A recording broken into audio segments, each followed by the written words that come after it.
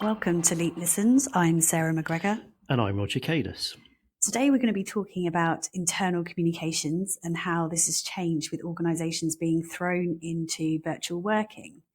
Even though we are 2 years down the line, some organisations are still navigating through how to make this work. Who best to talk to about this subject than a senior communicator with over 25 years of experience working in large, complex organisations, an all-rounder in his profession, and passionate about enabling people to connect and having a shared sense of purpose. Welcome to Leap Listens, Arion Baranowski. Oh, thank you so much for having me. And really pleased to be talking about this topic today. So, Arion, you must have been on quite a journey as an internal comms lead through the pandemic. Taking us back to when we first went into lockdown, what were the biggest challenges as an internal comms team? Yeah, it's been really tough. I think many other internal comms teams, I'm sure, will relate to what I'm going to say. We had to move quickly into sort of crisis mode, to sort of pretty much drop everything at the beginning of the pandemic and work in a really focused way. I think a lot of people found this, a lot of other IC teams have found this as well, is that we'd sort of been working on all the usual things that we normally would deliver, and then becoming almost ultimately sort of managing a crisis on a day-to-day basis, which became incredibly focused, not just within the team, but also more widely across the business. So working very much with the senior leaders to deliver the comms, and then also, unfortunately, having to sort of then move into kind of huge change programs potentially as well. So where we've seen some sectors really impacted by the pandemic, because it effectively just accelerated huge change in customer habits and how they were shopping with potentially retail customers and things like that. Yeah, it really has. Can you just expand a little on those changes? More to digital, obviously. That's kind of where it's all leaned towards.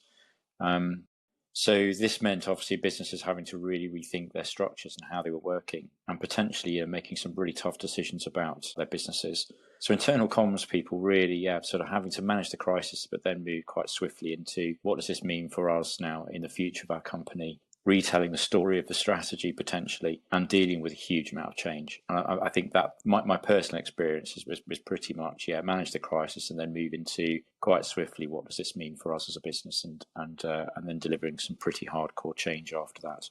So tough all around, really, really tough. So virtual working really for many organisations is here to stay. In your experience, what have been sort of the key challenges, but also the positives that have come out of this from an internal comms point of view? Well, yeah, I guess, depending on what sort of business you're from, because I think when we're talking about working virtually, it predominantly means people that work in an office. We have lots of other sectors that right throughout the pandemic have continued to work, haven't they, in their roles, whether that's in retail or other sectors in construction, etc. So I think the main impact has been sort of the biggest change that we've seen, obviously, in ways of working, I should say, is probably in the office. And it has been very challenging. So if you're having to manage a huge amount of change during the pandemic, I guess the big thing is that, if you're making announcements to large numbers of people or employees, you're having to really rethink about how you do that. And certainly if you're doing it virtually, which I don't think any of us would want to make some pretty big announcements about change to our business, not in person, we'd certainly want to do them that way. So really thinking about what communicating in a virtual world would mean and how different that would feel for people receiving those kinds of announcements. Leading on from that, what different styles of communication have you adopted that you wouldn't have considered before, notwithstanding the ones that you were forced to do? We leaned so heavily into digital over the last 2 years. It's really thinking about how you communicate and use those tools in a way whereby I guess you wouldn't have had the same amount of interaction that you'd have had with your teams in the past, or you wouldn't have been able to see people as much as you would have in the past. Really thinking about how you interact on a daily basis where it is virtual. So we just encourage people to make sure they're having regular catch-ups with their teams, meeting people more regularly, really getting people to turn up their emotional radar on the people that they work with. Because I guess in the past, when you have people coming into the office, you can quite clearly see straight away how they're feeling and how they are.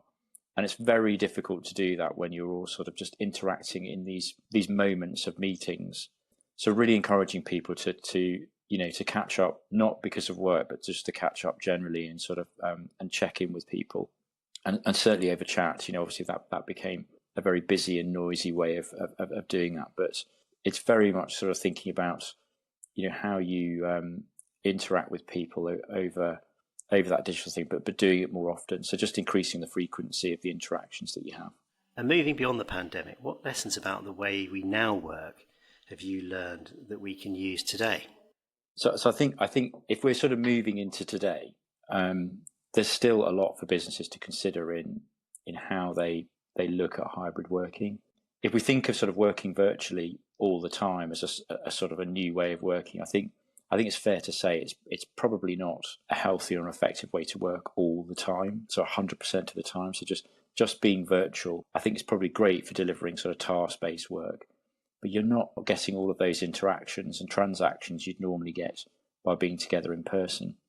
And I think also we probably need to acknowledge that, being part of a business isn't just about work.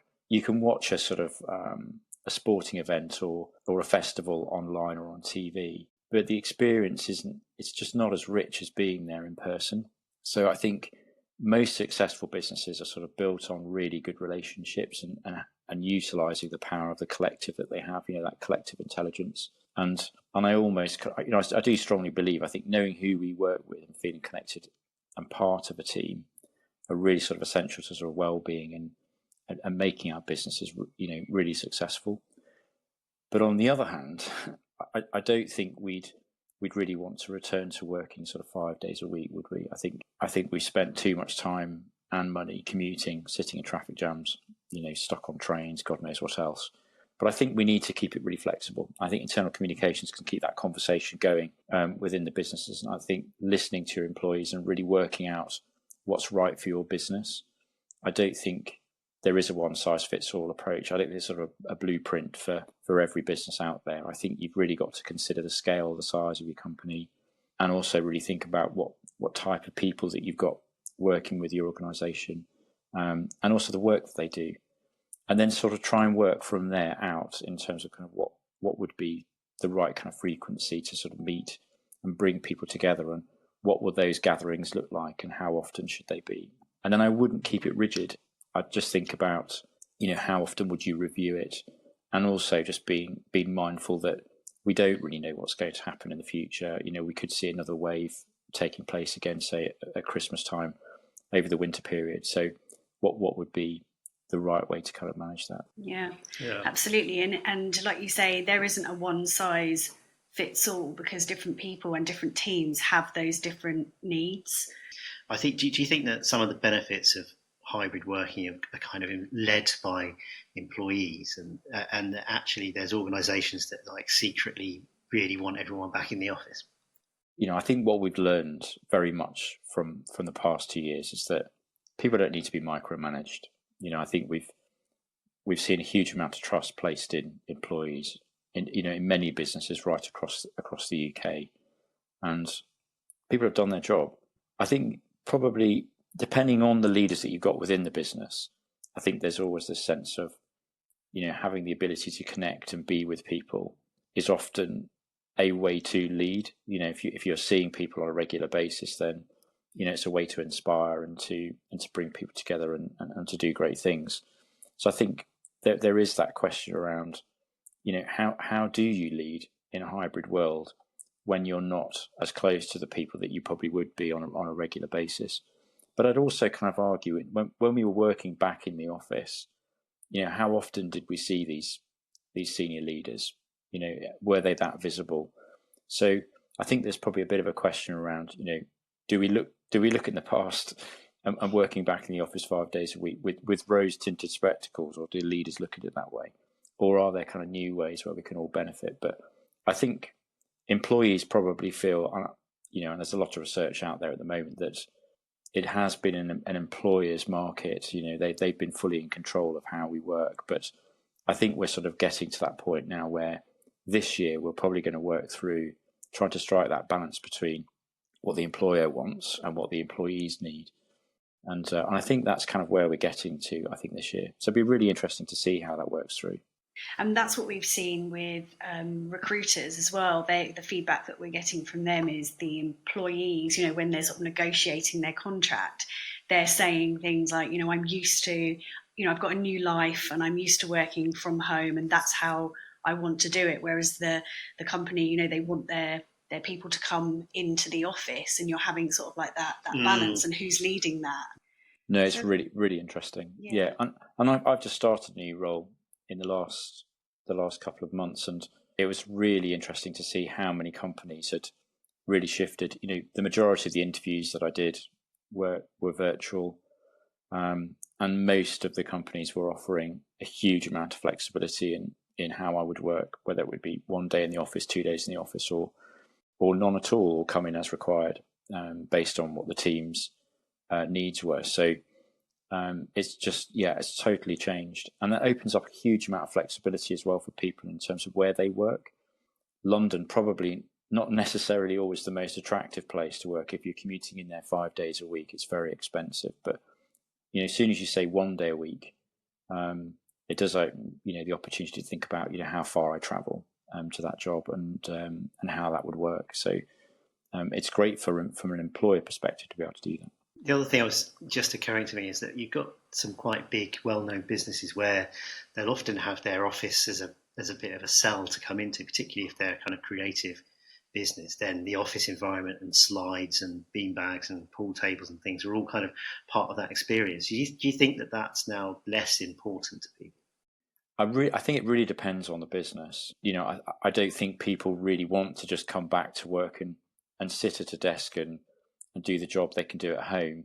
Businesses are clearly thinking about, where they can afford to, how they best make use of the space that they've got, whether that's making them more collaborative spaces. Obviously, we know Google does, as an example, Google does a great job of that in their London offices. But they've been like that for years. That's not a new thing for them. Other companies that have just had the standard sort of open plan set up, and what that says about their work and how they work going forward, I think is something everyone's considering. But clearly, this is a cost issue as well. It's a real challenge for not for every company can do that. But I think in terms of how we work and how we communicate and how we engage with each other, how we use that office space and when we bring people together is certainly something that's big and high on the agendas at the moment with a lot of companies. So those organisations that do have the choice that they can, come into the office or have that flexibility of working from home, how do they know what is the right thing to do? Say if you've got the majority of your employees are, you're working in a tech business, and the majority of those employees are coders. That they're there to deliver, and program and work on technology, on products. It might be that you don't feel the need to get these guys and these people in on a regular basis. They might feel that once a month, where they can come in and gather and work through some of the challenges or the next phase of some works or some sprints. So, you're bringing people in to effectively work on the next challenges. So I think your rhythm is predominantly dictated to by the type of work that you've got. And that's where you might find in big businesses that a one-size-fits-all approach for your whole business isn't right, because it doesn't necessarily fit with everybody. Where internal communications can help is where you work through a team-focused solution. So you're basically just thinking about what's right for, say, marketing, what's right for finance, what's right for different areas of the business, and letting that lead and work it through by the leaders of those areas.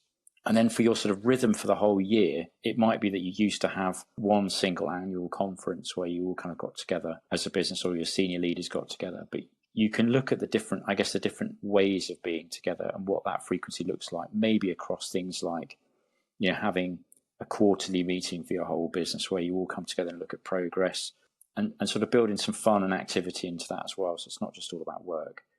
And then how often do you get your senior leaders together? How often do you get everyone together just for social events? And start to build in a bit more of a structure into, how that works. And then listen to people in terms of, going back to employees, how's it working? Is this working for everybody? Rather than sort of trying to nail down something which is predominantly focused about just purely getting people back into the office, which I think is just a basic way of, trying to get back to something that was kind of like what we had before. I don't think really employees are looking for that anymore. Yeah, it's a really good point. Really good advice. Well, thanks, Arion. It's been great chatting to you. Loads of stuff there for takeaway. We will look forward to speaking to you again soon. Yeah, I feel there's a part 2 coming on. Yeah. Thanks, Arion. You're welcome. Thank you so much for having me.